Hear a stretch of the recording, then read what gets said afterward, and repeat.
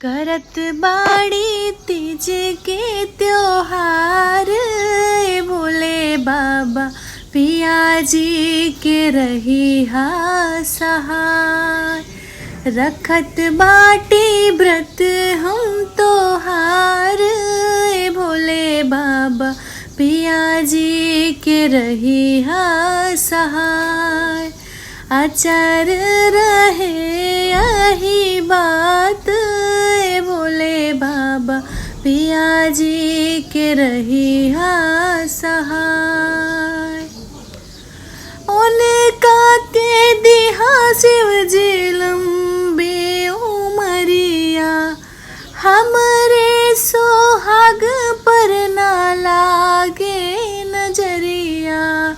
उनका के दिहा शिव जी लंबे उमरिया हमरे सोहाग पे ना लागे नजरिया।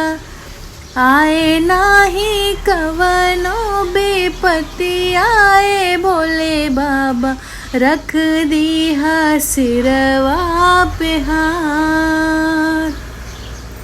आए नाही कवनो बेपत्ति आए भोले बाबा रखी दिहा सिरवा पे हाथ।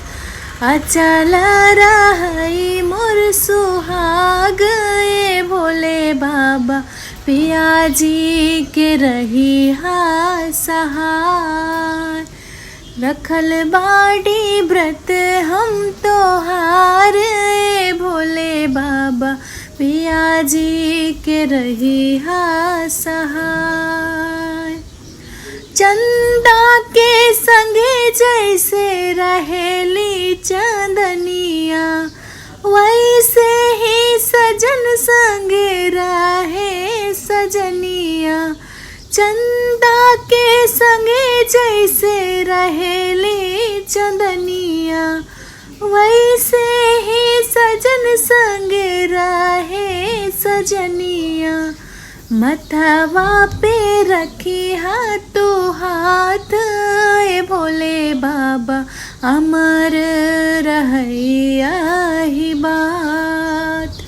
मथवा पे रखी हाथो हाथ भोले बाबा पिया जी के रही हा सहाय। अजर अमर करिहा तेज के बरतिया जोग जोग जिए भोला हमरो संगतिया।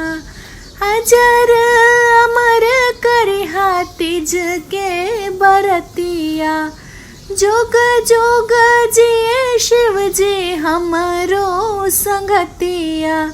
लागल रहे खुशी के बारात भोले बाबा रखी हाय अमर आही बात। करत बाटी तीज त्योहार भोले बाबा पिया जी के रही हा सहाय। आचार रहे यही बात भोले बाबा मथवा पे रखी हाथो हाथ। ओ शिव जी के करिले गुहार गौरा मैया दे दा हमार।